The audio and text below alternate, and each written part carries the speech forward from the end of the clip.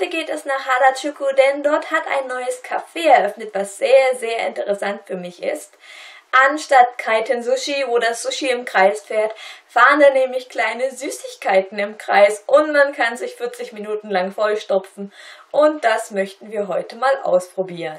Ihr durftet online auf Twitter und Instagram abstimmen, was ich heute anziehe. Und es ist ganz knapp mit 53–54% das schwarze Kleid geworden. Tada! Ich fühle mich da drinnen super wohl, auch wenn mir das Pinke ebenfalls gefallen hat. Das werde ich nun den anderen mal anziehen. Ich hoffe, dass wir heute jede Menge Spaß haben werden, denn es steht vieles auf dem Programm, was wir heute vorhaben. Und ich wünsche euch ganz viel Spaß beim Video. Here we go! Das Café London hat am 16. Juli 2018 eröffnet und befindet sich in einer Seitenstraße in Harajuku.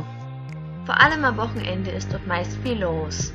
Die Mitarbeiter verteilen dann Nummertickets mit einer bestimmten Uhrzeit, wann ihr wiederkommen könnt.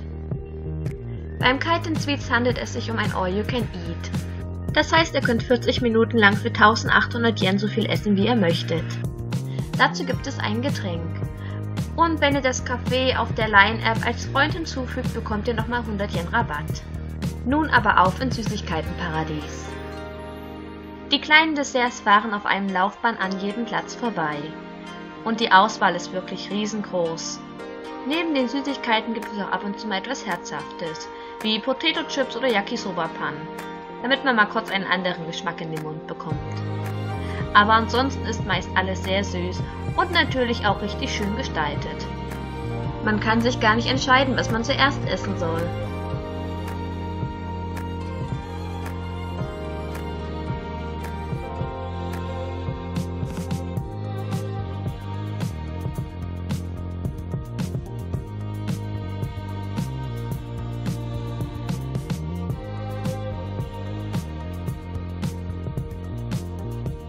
Ein Highlight des Cafés sind natürlich auch die kleinen Desserts mit den Katzenmotiven.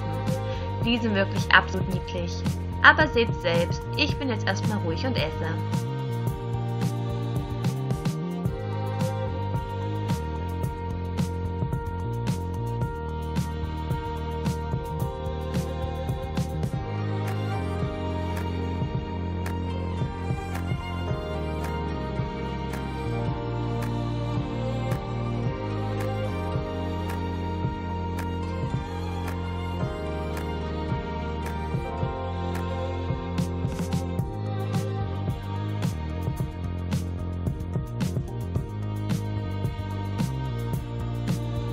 Wir sind gerade aus dem London Café raus. Es war super lecker, es hat sehr viel Spaß gemacht. Ich habe erst gedacht, 40 Minuten ist ein bisschen knapp und man hat auch ein bisschen den Zeitdruck im Rücken, aber wir waren nach den 40 Minuten wirklich voll gefuttert. Ich hätte jetzt auch nicht mehr viel essen können. Also passt eigentlich zeitlich super. Der Preis ist so, naja, aber man kann ganz viele Süßigkeiten essen und das ist in Ordnung. Und ja, wenn ihr vorbeischauen wollt, geht am besten an einem Wochentag. Hier war schon jetzt viel Betrieb. Am Wochenende steht man, denke ich mal, sehr, sehr lange an. Und ja, wir machen jetzt weiter. Jetzt gehen wir erstmal ein bisschen shoppen, dann haben wir einen weiteren Termin.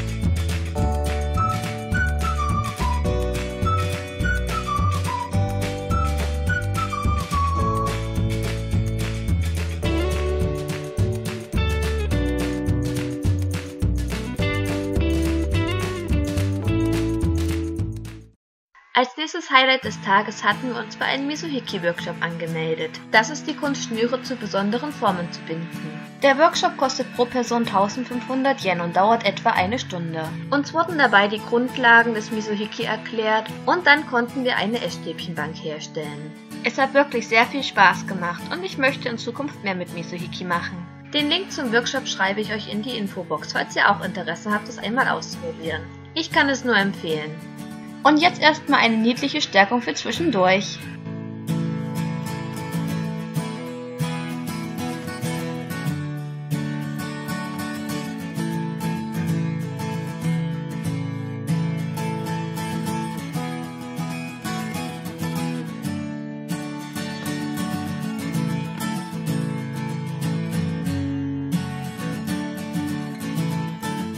Schaut euch das Eis an, es ist so süß.